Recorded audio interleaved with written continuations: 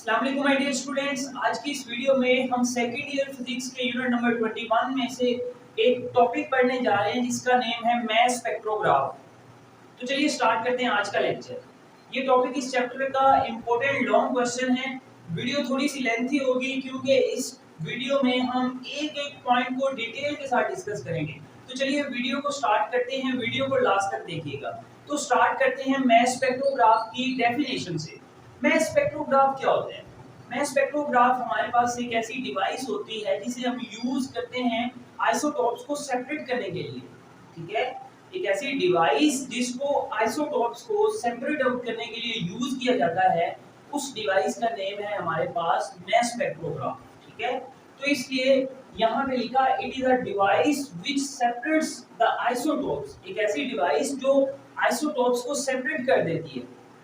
And it measures the masses of isotopes accurately, और उन isotopes के मैसेज को एक्यूरेटली मेजर भी करके देती है। उस डिवाइस का नेम क्या है हमारे पास? मास स्पेक्ट्रोग्राफ। ठीक है, तो ये था मास स्पेक्ट्रोग्राफ क्या होता है, आपने इसकी डेफिनेशन में ये लिखना है। उसके बाद चूंकि मैंने बोला ये एक डिवाइस है और पढ़ भी इसे फिजिक्स में रहे हैं, तो जाहिर सी बात है फिजिक्स के किसी न किसी असूल पे चलेगी, तो इसलिए इसका भी तो कुछ प्रिंसिपल ऑफ वर्किंग होगा। बिल्कुल है। तो इसका जो प्रिंसिपल ऑफ वर्किंग है वो क्या है? ये जो डिवाइस है ये इलेक्ट्रिक और मैग्नेटिक फील्ड का यूज करती है आइसोटोप्स को सॉर्ट आउट करने के लिए, यानी सेपरेट करने के लिए, अलग अलग करने के लिए। ठीक है, तो इसलिए लिखा it uses electric and magnetic field to sort out isotopes. Isotopes को सॉर्ट आउट करने के लिए, अलग अलग करने के लिए ये डिवाइस क्या करती है? इलेक्ट्रिक और मैग्नेटिक फील्ड का यूज करती है अकॉर्डिंग टू देयर मैसेज। उन आइसोटोप्स के मैसेज की बेस पे क्या करती है? आइसोटोप्स को सॉर्ट आउट कर देती है इलेक्ट्रिक और मैग्नेटिक फील्ड का यूज करते हुए ये डिवाइस। ठीक है, इस डिवाइस का क्या नेम है हमारे पास? मास स्पेक्ट्रोग्राफ। अब हम डिस्कस करेंगे कंस्ट्रक्शन को, और कंस्ट्रक्शन में हम पढ़ेंगे कि इस डिवाइस में कौन कौन से पार्ट पुर्जे लगे होते हैं। तो नंबर 1 हमारे पास इसमें लगा होता है वैक्यूम चैम्बर। ये जो आपको एक रेक्टेंगुलर शेप का जो आपको यहाँ पे नजर आ रहा है, ये है वैक्यूम चैम्बर। ठीक है, उसके बाद नंबर 2 हमारे पास एक आयन सोर्स होता है। ठीक है, अब ये जो आपको बॉक्स नजर आ रहा है ये है आयन सोर्स। ओके, उसके बाद इसमें दो स्लिट्स होती हैं S1 एंड S2। तो यहाँ पे आपको ये जो स्लिट S1 है ये भी नजर आ रही होगी, और ये जो स्लिट S2 है इनको मेटल प्लेट्स के साथ कनेक्ट करते हैं, और इन दोनों स्लिट्स S1 और S2 के साथ एक हम वोल्टेज सोर्स या बैटरी कनेक्ट कर देते हैं जिसका कुछ वोल्टेज होता है V या पोटेंशियल होता है V।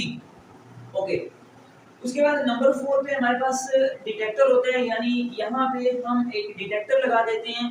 डिटेक्टर का काम ये होता है कि जो आयंस या जो आइसोटोप्स यहाँ से आएंगे ऐसे डिफ्लेक्ट होके उनको काउंट करना, उनकी तादाद को नोट करना कि एक यूनिट टाइम में कितने आयंस आ रहे हैं यहाँ पे। ठीक है, ये होता है डिटेक्टर का काम। आगे हमारे पास मैग्नेटिक फील्ड भी।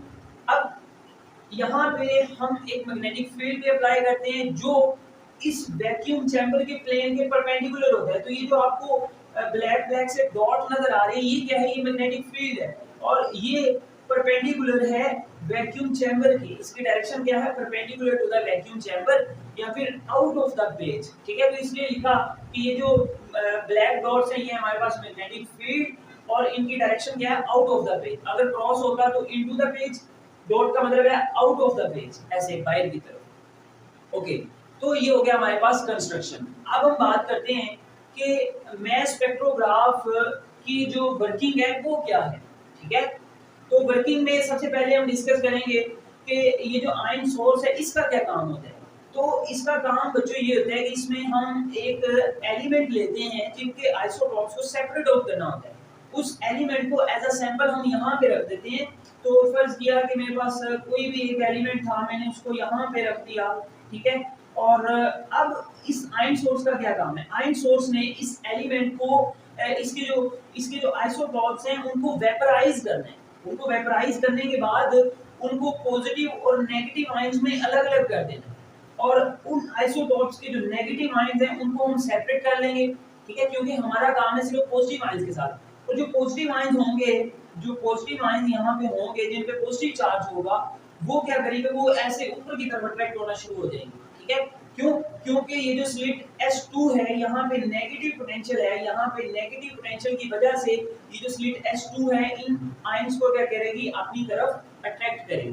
ठीक है, अब ये जो स्लिट S1 है ये चूंकि बैटरी के पॉजिटिव टर्मिनल के साथ कनेक्ट है, इसका मतलब यहाँ पे और यहाँ पे पॉजिटिव पोटेंशियल है। ठीक है, अब ये जो पॉजिटिव पोटेंशियल है ये क्या करेगा, ये उन पॉजिटिव आयंस को ऐसे ऊपर की तरफ एक रिपेलिंग फोर्स लगाएगा और उनकी काइनेटिक एनर्जी को बढ़ा देगा, और उस वजह से क्या होगा कि ये जो पॉजिटिव आयंस है ये ऐसे ऊपर की तरफ उठना शुरू हो जाएगा। ठीक है, इधर को मूव करना शुरू करेंगे।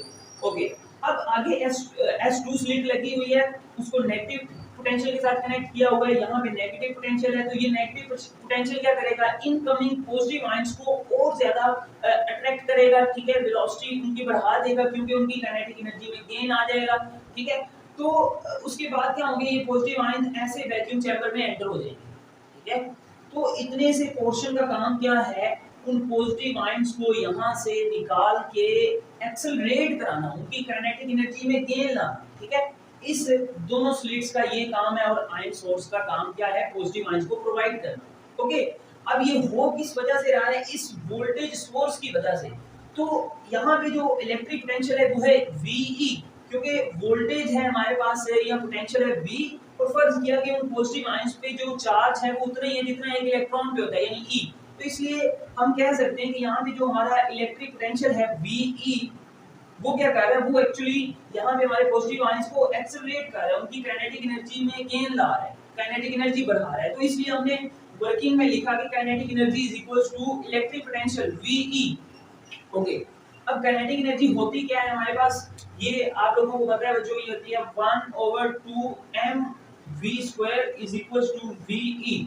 ठीक है, अब यहाँ से अगर मैं v स्क्वायर को इधर ही रहने दूं तो हमारे पास ये 2 उधर जाके मल्टीप्लाई हो जाएगा, तो 2VE, और ये m इधर आके क्या हो जाएगा, डिवाइड। अब हम दोनों तरफ स्क्वायर रूट ले लेते हैं, तो हमारे पास आंसर क्या आएगा, v is equals to √2VE/m। इसको हम बोल देते हैं क्वेश्चन 1। ओके, अब ये है हमारे पास क्वेश्चन 1। अब यहाँ पे जो स्मॉल v है वो क्या है, इन पॉजिटिव आयंस की जो वेलोसिटी, जिस वेलोसिटी के साथ ये इधर को मूव कर रहे हैं। ठीक है, m क्या है, मास ऑन पॉजिटिव आयंस, जो आइसोटोप्स के पॉजिटिव आयंस बने थे उन पे जो उनका जो मास है वो, और e क्या है, चार्ज ऑन पॉजिटिव आयंस, और v क्या है हमारे पास, ये वाला पोटेंशियल V। ओके, अब प्रॉब्लम ये है कि हमें मास का नहीं पता, यानी उन पॉजिटिव आयंस पे कितना मास है, उनका मास कितना है m, वो नहीं पता। तो फिर उसके लिए हम क्या करेंगे, फिर उसके लिए हम थोड़ी सी और डेरिवेशन करेंगे और मास के लिए एक रिलेशन डिराइव करेंगे। ठीक है, तो जैसे ही ये एंटर होंगे इस वैक्यूम चैम्बर के अंदर पॉजिटिव आयंस, तो इन पे एक मैग्नेटिक फोर्स लगेगी, क्योंकि ये जो पॉजिटिव आयंस हैं ये क्या है, एक्चुअली ये है चार्ज पार्टिकल्स। और आप लोगों को चैप्टर नंबर 14 में पढ़ाया हुआ है कि जब कोई चार्ज पार्टिकल किसी यूनिफॉर्म मैग्नेटिक फील्ड में एंटर होता है, ये हमारे पास चार्ज पार्टिकल जा रहे हैं इस तरफ, पॉजिटिव आयंस जा रहे हैं इस तरफ, और मैग्नेटिक फील्ड है आउट ऑफ द प्लेन ऐसे, तो वेलोसिटी आप देख रहे हैं चार्ज पार्टिकल की वो परपेंडिकुलर है to the applied magnetic field. तो यहाँ पे क्या होगा, हमारे पास एक फोर्स लगेगी इन पॉजिटिव आयंस पर जो इन दोनों के परपेंडिकुलर होगी, यानी वेलोसिटी और मैग्नेटिक फील्ड दोनों के परपेंडिकुलर होगी, और उसकी डायरेक्शन क्या होगी, उसकी डायरेक्शन हम निकालेंगे राइट हैंड रूल से। अब राइट हैंड रूल क्या कहते हैं, ये है हमारे पास वेलोसिटी और ये है मैग्नेटिक फील्ड, तो आपने वेलोसिटी से मैग्नेटिक फील्ड की तरफ अपनी राइट हैंड की फिंगर्स को कर्ल कर लेना है। तो मैंने फिंगर्स को ऐसे कर्ल किया और थंब को स्ट्रेट कर दिया। अब ये जो थंब है ये मुझे बता रहा है मैग्नेटिक फोर्स की डायरेक्शन, तो मैग्नेटिक फोर्स लगेगी इस तरफ, तो इस वजह से जो मैग्नेटिक फोर्स है ये पॉजिटिव आयंस पर लगेगी उस तरफ। तो ये जो पॉजिटिव आयंस हैं ये जैसे ही वैक्यूम चैम्बर में एंटर होंगे तो ये ऐसे डिफ्लेक्ट होना शुरू हो जाएंगे, क्योंकि हम जानते हैं कि मैग्नेटिक फोर्स क्या करती है, चार्ज पार्टिकल्स का जो पाथ होता है उसको डिफ्लेक्ट कर देती है, और ये यहाँ पे डिटेक्टर पे आके इकट्ठा होना शुरू हो जाएंगे। ओके, तो यहाँ पे आप लोगों को ये पता चल गया कि मैग्नेटिक फोर्स जो है ना यहाँ पे पाथ को डिफ्लेक्ट कर रही है। राइट हैंड रूल से मैग्नेटिक फोर्स की डायरेक्शन को निकाला है। एक मेथड तो ये था, एक दूसरा मेथड है उसकी मदद से भी हम मैग्नेटिक फोर्स की डायरेक्शन को फाइंड कर सकते हैं। वो कैसे करेंगे, तो उसके लिए आपने क्या करना है, फ्लेमिंग राइट हैंड रूल का यूज करना है। आपने आपकी ये जो फर्स्ट फिंगर है इसको वेलोसिटी की डायरेक्शन में रखना है, ये जो मिडिल फिंगर है इसको मैग्नेटिक फील्ड की डायरेक्शन, मैग्नेटिक फील्ड है आउट ऑफ द बेस ऐसे, तो मैंने इसको ऐसे रख दिया। अब मैंने थंब को स्ट्रेट कर लेना है, ठीक है, और थंब जिस तरफ होगा उसी तरफ होगी मैग्नेटिक फोर्स की डायरेक्शन। तो थंब मुझे बता रहे हैं मैग्नेटिक फोर्स इस तरफ लगेगी, तो देखिए पहले भी मैंने बताया मैग्नेटिक फोर्स इस तरफ लगेगी, ठीक है। तो जो ये था सेकंड मेथड। ओके बच्चों, जैसे इन पॉजिटिव आयंस पे मैग्नेटिक फोर्स लगेगी और उनको ऐसे डिफ्लेक्ट कराएगी, तो आप देख सकते हैं कि ये जो पॉजिटिव आयंस हैं ये क्या बना रहे हैं, ये ऐसे सेमी सर्कल बना रहे हैं। कंप्लीट सर्कल तो नहीं है, हाफ सर्कल है, इस वजह से हम इसको बोलेंगे सेमी सर्कल ऐसे, जिसका यहाँ पे सेंटर है और ये कुछ रेडियस r है, तो इसलिए यहाँ से लेके इतना डिस्टेंस है r, ठीक है। ओके, अब जो डिफरेंट आयंस होंगे यानी जो डिफरेंट आइसोटॉप्स होंगे उनका जो रेडियाई होगा वो भी डिफरेंट होगा, क्योंकि हम जानते हैं कि जो आइसोटॉप्स होते हैं उनका जो मैस होता है वो एक दूसरे से डिफरेंट होता है, तो जिनका ज्यादा मैस होगा वो ज्यादा जो है ना वो लंबा रेडियस बनाएंगे, ठीक है, सेमी सर्कल का। तो यहाँ पर देख सकते हैं कि जिसका मैस m2 है वो m1 और m से भी ज्यादा है, उसका आप देख सकते हैं कि यहाँ पे जो रेडियस है वो भी बहुत ज्यादा है, ठीक है। तो अब चूंकि ये जो पॉजिटिव आयंस है इन्होंने ऐसे सेमी सर्कल जो है ना बनाना शुरू कर दिया, यानी ऐसे घूमना शुरू कर दिया। अब कोई किसी भी ऑब्जेक्ट को या किसी भी पार्टिकल को एक सर्कल पे मूव कराने के लिए जो फोर्स चाहिए होती है वो चाहिए होती है हमारे पास सेंट्रीपिटल फोर्स। अब यहाँ पे सेंट्रीपिटल फोर्स कहाँ से आ रही है, वही जो मैग्नेटिक फोर्स इनके ऊपर इस तरफ लग रही है वही मैग्नेटिक फोर्स क्या कर रही है, सेंट्रीपिटल फोर्स प्रोवाइड कर रही है। तो इसलिए हम यहाँ पे लिख सकते हैं कि magnetic force is equal to centripetal force.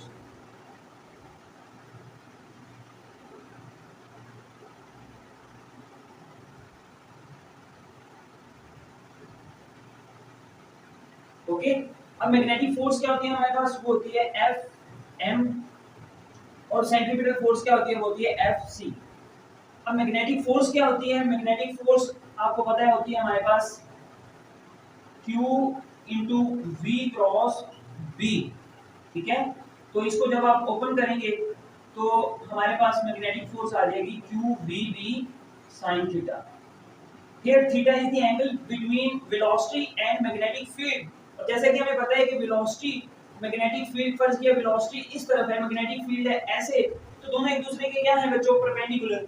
Angle क्या है 90 डिग्री, तो दोनों के दरमियान जब एंगल 90 डिग्री, तो थीटा की जगह पे 90 डिग्री पुट किया तो sin 91, तो इसलिए हमारे पास आंसर क्या आएगा, हमारे पास आंसर आएगा QVB। तो ये आ गई हमारे पास मैग्नेटिक फोर्स, क्योंकि यहाँ पे थीटा 90 डिग्री है और साइन 90 डिग्री क्या है 1 के इक्वल। ओके, अब ये जो मैग्नेटिक फोर्स आई है इसको हम यहाँ पे पुट कर देते हैं QVB। सेंट्रीपिटल फोर्स क्या होती है, सेंट्रीपिटल फोर्स होती है हमारे पास mv²/r के, तो इसलिए हम सेंट्रीपिटल फोर्स की जगह पे लिख सकते हैं mv²/r। ठीक है बच्चों, यहाँ तक क्लियर है। तो अब हम क्या करेंगे, इस q की जगह पे e पुट कर देंगे, q की जगह पे e पुट कर देंगे, क्योंकि हमने सपोज किया होगा कि यहाँ से जो पॉजिटिव आयंस निकल रहे हैं उन पे उतना ही चार्ज है जितना एक इलेक्ट्रॉन पे चार्ज होता है e, तो इसलिए हम यहाँ पे लिख सकते हैं e vb is equals to mv²/r। ठीक हो गया। तो अब अगर मैं यहाँ से m को सेपरेट करूँ तो m मेरे पास क्या आ जाएगा, m आ जाएगा यहाँ से। अच्छा, सबसे पहले आप क्या करें, इस v को इस v के साथ कट कर दें, तो हमारे पास आंसर है small e capital B is equals to m, यहाँ से एक v बच गया और r। अब अगर मैं यहाँ से m को सेपरेट करूँ तो वो क्या आएगा, वो आएगा EB/v, और ये r उधर जाके क्या हो जाएगा, मल्टीप्लाई हो जाएगा। ठीक है, अब m को मैं इधर लिख लूं, इधर लिख लूं, एक ही बात है, तो मैं यहाँ पे m को लिख लेता हूँ इस तरह। ठीक हो गया, और इसको मैं बोल देता हूँ इक्वेशन 2। ओके, तो अब हम क्या करने वाले हैं, अब हम इक्वेशन 2 में v की ये जो वैल्यू है यहाँ से इसको यहाँ पे पुट कर देंगे, तो हम यहाँ पे लिखेंगे पुट वैल्यू ऑफ 1, यानी इक्वेशन 1 में से ये जो v की वैल्यू है ये इसको हम पुट करेंगे किसमें, 2 में, इन 2। तो यहाँ से हमारे पास मैथ आ जाएगा m is equal to EBR/v, v की जगह पे ये पुट कर दिया तो ये आ गया 2VE/m। अब हम क्या करते हैं, दोनों तरफ स्क्वायर ले लेते हैं, इधर भी और इस तरफ भी स्क्वायर ले लिया। अब न्यूमरेटर का स्क्वायर, अच्छा इधर आ गया m square is equal to numerator का स्क्वायर अलग लेना है, डिनोमिनेटर का अलग, तो ये आ जाएगा e square b square r square. अब डिनोमिनेटर में ये जो वैल्यू है ये पूरी अंडर रूट के अंदर है, तो अंडर रूट और स्क्वायर कैंसिल हो जाएंगे, तो हमारे पास आंसर आएगा 2ve ओवर m। अब इसको मैं यहाँ पे जो है ना वो लिखने लगा हूँ, ठीक है। तो हमारे पास अब ये जो ओवर के नीचे ओवर आ रहा है ये ऊपर चला जाएगा, तो हमारे पास यहाँ पे आएगा m square is equal to e square b square, यहाँ पे r स्क्वायर, और ये m ऊपर चला गया, यहाँ पे m को मल्टीप्लाई कर दिया डिवाइडेड बाय 2ve। अब यहाँ पे जो चीजें कटती हैं उनको काट दें, तो ये जो m है ये इस एक m से कट गया, इस ये जो e है ये इस एक e से कट गया, तो हमारे पास यहाँ पे बचा m इज इक्वल टू यहाँ पे बचा हमारे पास e b square r square over 2v, ठीक है। अब मैं क्या करता हूँ, मैं सिंपल इसको चलिए दोबारा लिख लेता हूँ, ठीक है। तो यहाँ से मेरे पास e बचा, यहाँ से r स्क्वायर ओवर 2v, और ये जो b स्क्वायर है इसको मैं बाहर लिख लेता हूँ। ओके, तो अगर हम इतने फैक्टर को देखें तो इसमें क्या आ रहा है, चार्ज की वैल्यू e, ये तो कांस्टेंट है, रेडियस r ये भी कांस्टेंट है, ये भी फिक्स है, ठीक है। हर आइसोटोप्स के लिए ये जो रेडियस है ये फिक्स होगा, और 2 भी कांस्टेंट, v ये जो वोल्टेज सोर्स अप्लाई किया हुआ है v ये भी कांस्टेंट है, तो इतने टर्म तो कांस्टेंट है, तो फिर हम लिख सकते हैं कि m is equal to constant multiply by ये वाला b स्क्वायर। अब जब मैं इक्वालिटी को खत्म करूंगा तो यहाँ पे आएगी प्रोपोर्शनैलिटी, कांस्टेंट खत्म हो जाएगा और b स्क्वायर, ठीक है। तो ये हमारे पास फाइनल रिलेशन आया है, mass is directly proportional to the square of magnetic field। तो इसको मैं बच्चों यहाँ पे लिख लेता हूँ कि जो mass है वो क्या है, square of the magnetic field के डायरेक्टली प्रोपोर्शनल, ठीक है। ओके, अब यहाँ से आपको क्या पता चल रहा है, यहाँ से आपको ये पता चल रहा है कि अगर mass बढ़ेगा तो उसके लिए ये वाला फैक्टर भी हमें बढ़ाना पड़ेगा, और अगर mass कम होगा तो उसके लिए मैग्नेटिक फील्ड भी कम रखना पड़ेगा। इसका मतलब ये है कि यहाँ से जो पॉजिटिव आयंस आके वैक्यूम चैम्बर में एंटर होंगे, हम उनको खुद से अलाउ कर सकते हैं, एक ऐसी डिवाइस बना सकते हैं कि जिस डिवाइस में हम मैग्नेटिक फील्ड की वैल्यू को इस कदर एडजस्ट करें कि हम डिफरेंट एलिमेंट्स के जो आइसोटॉप्स हैं जिनका मास डिफरेंट है उनको अलाउ कर सकें कि वो इस वैक्यूम चैम्बर में एंटर हो, ठीक है। यहाँ पे यूं भी कह सकते हैं कि ये जो मास है m it is the function of square of magnetic field, और इसकी मदद से हम एक ऐसी डिवाइस बना सकते हैं कि उस डिवाइस में हम मैग्नेटिक फील्ड की वैल्यू को इस कदर एडजस्ट करें कि हम डिफरेंट मास रखने वाले आइसोटॉप्स को, पॉजिटिव आयंस को अंदर अलाउ करें कि वो एंटर हो, ठीक है। तो इस तरह जो है ना आइसोटॉप्स के मास की बेस पे हम एक ऐसी डिवाइस बना सकते हैं कि जिस डिवाइस से हम उनको सेपरेट आउट कर सकते हैं, ठीक है, बाय चेंजिंग दिस वैल्यू, ठीक है। अगर हम एक ऐसा एलिमेंट यूज करते हैं जिसके आइसोटॉप्स का मास बहुत ज्यादा है, तो फिर हमारे पास हमें मैग्नेटिक फील्ड भी स्ट्रॉन्ग यहाँ पे अप्लाई करना पड़ेगा ताकि वो जल्दी से जो है ना यहाँ पे डिफ्लेक्ट हो जाए। अगर हम मैग्नेटिक फील्ड ज्यादा नहीं करेंगे तो फिर क्या होगा, फिर मैग्नेटिक फोर्स तो लगेगी लेकिन वो इतनी सफिशिएंट नहीं होगी कि पॉजिटिव आयंस को यहाँ पे डिटेक्टर पे डिफ्लेक्ट करवा सके, बल्कि जो पॉजिटिव आयंस है वो ऐसे इधर को निकल जाएंगे, ऐसे उधर चले जाएंगे कोने की तरफ, ठीक है, फिर वो इधर आ नहीं पाएंगे, ठीक हो गया। तो ये आपको उम्मीद है समझ आ गई, ठीक है। अब हम एक ग्राफ को डिस्कस कर लेते हैं, ठीक है। जैसा कि मैंने बताया कि जो डिटेक्टर है इसका काम है कि एक सेकंड में या एक यूनिट टाइम में कितने यहाँ से पॉजिटिव आयंस आ रहे हैं उनको काउंट करना, ठीक है, और उनको काउंट करके हम क्या करते हैं, इसकी मदद से एक ग्राफ बनाते हैं, ठीक है, और उस ग्राफ की मदद से हम कुछ इंफॉर्मेशन एक्सट्रैक्ट करते हैं, ठीक है। अब वो ग्राफ कैसा होता है वो आपको बता देते हैं। तो बच्चों ना सिर्फ हम मास स्पेक्ट्रोग्राफ की मदद से आइसोटॉप्स के मैसेज को एक्यूरेटली मेजर कर सकते हैं, बल्कि ये भी बता सकते हैं कि कोई भी आइसोटॉप की रिलेटिव अबंडेंस कितनी है, यानी वो नेचर में कितना पाया जाता है, ठीक है, नेचर में कितना पाया जा रहा है। तो उसके लिए हम क्या करते हैं, हम डिटेक्टर से जो हमें इंफॉर्मेशन मिलती है उससे फिर आगे हम क्या करते हैं, ग्राफ प्लॉट करते हैं, यहाँ पे y एक्सिस पे हम क्या ले लेते हैं, रिलेटिव अबंडेंस को। तो यहाँ पे हम लिख सकते हैं कि यहाँ पे हमने ले ली रिलेटिव अबंडेंस, और x एक्सिस पे हमने क्या लेना है, इसको b स्क्वायर को। अब हमने क्या किया, हमने नियॉन को टेस्ट किया।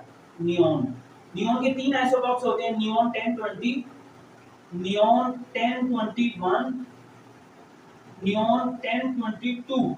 तो हमारे पास ग्राफ कुछ इस तरह से आया, ऐसे।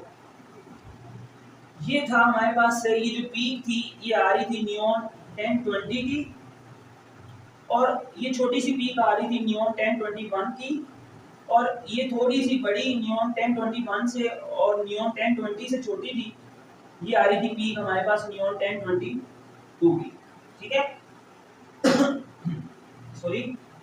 अब आप देख सकते हैं कि y एक्सिस पे रिलेटिव अबंडेंस ली हुई है, और ग्राफ में आप देख सकते हैं कि नियॉन 1020 की जो पीक है वो बहुत ज्यादा है। इट मींस कि ये नेचर में बहुत ज्यादा पाया जाता है। ठीक है, इसकी रिलेटिव अबंडेंस बहुत ज्यादा है, किससे, नियॉन 1021 से भी और नियॉन 1022 से भी। ठीक है, ओके। तो अब नियॉन 1021 और नियॉन 1022 की रिलेटिव अबंडेंस 1020 से क्यों कम है, इसकी क्या रीजन है? तो इसकी रीजन बच्चों मैं आपको बता सकता हूँ, लेकिन ये थोड़ा सा कॉन्सेप्ट हायर लेवल पे चला जाएगा, एमएससी लेवल पे। ठीक है, तो मैं आपको सिर्फ सिंपल सा बता देता हूँ। तो यहाँ पे मैं कुछ नंबर लिखने लगा हूँ, जैसे कि 2, 8, 20 और 28। अब आप इन 4 नंबर्स को थोड़ा सा नोट कीजिएगा। ठीक है, अगर आपको समझ आ जाए तो वेल एंड गुड, अगर ना आए तो कोई प्रॉब्लम नहीं। ठीक है, अब इन नंबर्स में से आप देख सकते हैं कि इसमें 20 आ रहा है। ठीक है, और आप नियॉन में चेक कर लें, इसके तीनों आइसोटॉप्स में किस आइसोटॉप्स का मास नंबर 20 है, तो वो है नियॉन 1020 का। ठीक है, वो इसमें आ रहा है ना, इसका मतलब नियॉन 1020 की जो रिलेटिव अबंडेंस होगी वो बहुत ज्यादा होगी। क्यों? क्योंकि इसकी स्टेबिलिटी बहुत ज्यादा है नियॉन 1020 की, एज कंपेयर टू नियॉन 1021 और नियॉन 1022। जब स्टेबिलिटी एक आइसोटॉप्स की या किसी एलिमेंट की बहुत ज्यादा होगी तो उसकी बाइंडिंग एनर्जी भी बहुत ज्यादा होगी। बाइंडिंग एनर्जी बहुत ज्यादा है, उसकी रीजन क्या है कि ये हमारे पास ये जो नंबर्स मैंने लिखे हुए हैं बच्चों, इनको बोलते हैं मैजिक नंबर्स। इनको क्या बोलते हैं? Magic numbers. ठीक है, ये आपके लेवल का नहीं है, मैंने पहले बताया है। ठीक है, बट अगर समझ आ जाए तो बड़ी अच्छी बात है। तो ये मैजिक नंबर्स हैं, और उन मैजिक नंबर्स की वजह से हमारे पास क्या होता है कि जिन आइसोटॉप्स का एटॉमिक मास इस रेंज में आता है, इससे आगे भी कुछ नंबर्स हैं, मैंने आपको कंफ्यूज करने के लिए नहीं लिखे।